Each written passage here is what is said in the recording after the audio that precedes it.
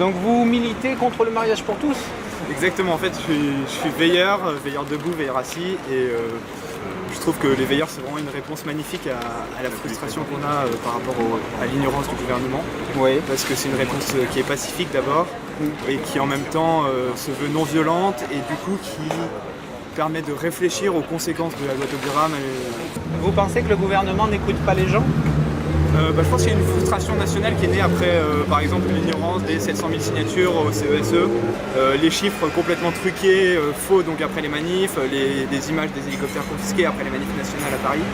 Et donc de ça fait que les gens ont été vraiment vexés, touchés au vif, et ont envie de quelque chose qui fasse enfin bouger l'ordre national, quoi, qui fasse réfléchir les gens. La démocratie a été respectée finalement.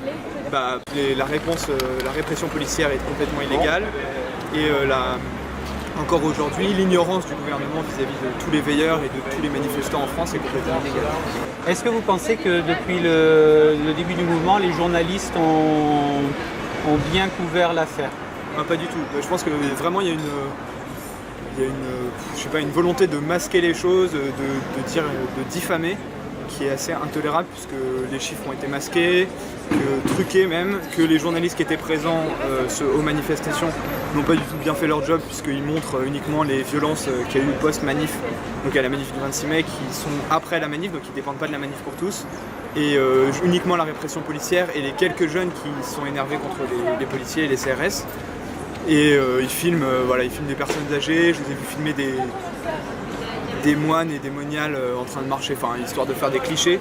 On fait vraiment des clichés sur une France de droite et catholique qui manifeste, alors que pas du tout. Ils montrent pas les musulmans, les juifs aussi qui manifestent avec nous, qui même s'ils sont pas très nombreux, sont là, et du coup ils cachent vraiment les choses. Et ça, c'est pas du tout légal, et c'est pas dans leur boulot de journaliste. Avant de participer à cette manifestation, à ce mouvement, est-ce que vous saviez que ça pouvait se passer comme ça, que les journalistes pouvaient un peu, on va dire, détourner l'information? Est-ce que vous étiez au courant de ça? J'avais déjà une certaine idée des médias, qui sont assez idéalisés à gauche, il faut le dire, sauf de très rares, à l'heure actuelle, le Figaro, BFM TV à la limite. Mais de manière générale, c'est une information qui est triée. On a déjà l'impression que l'information est triée, que beaucoup ils disent ce qu'ils veulent, et que nous on n'a pas notre mot à dire. Et surtout, là où mon opinion a vraiment changé, c'est par rapport à la police et toutes les forces de l'ordre en général en France, desquelles j'avais une très bonne opinion, et puis j'en parlais avec des amis le jour, c'était un peu pareil, et pour lesquels notre opinion a vraiment changé, puisque la répression policière est vraiment intolérable, et ça nous a plutôt choqué. Dans des forces de l'ordre qui sont censées nous protéger, donc qu'elles se trouvent à faire le travail inverse, c'est un petit peu gênant. Comment vous voyez le mouvement à l'avenir? Parce que maintenant, finalement, la loi est passée. Il n'y a aucun espoir C'est bien une question piège, ça.